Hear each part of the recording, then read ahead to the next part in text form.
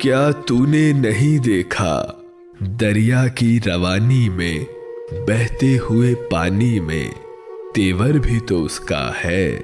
तू नूह का बेटा है, कुछ बस में नहीं तेरे। कश्ती भी तो उसकी है, लंगर भी तो उसका है। सूरज के निकलने से तारों के बिखरने तक, मौजों के थपेड़ों से तूफान के ठहरने तक, होंचों के महकने से कलियों के चटकने तक, क्या तूने नहीं देखा पैकर भी तो उसका है।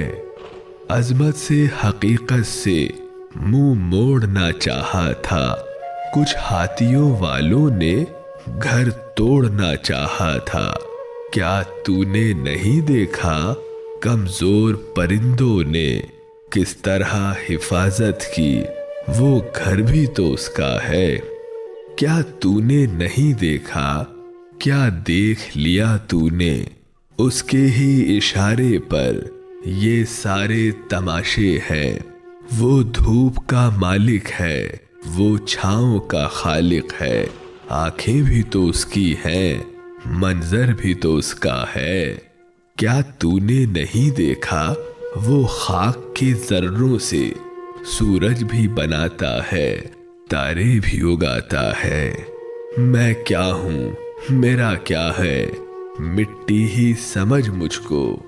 पत्थर ही सही लेकिन पत्थर भी तो उसका है। क्या तूने नहीं देखा, क्या देख लिया तूने।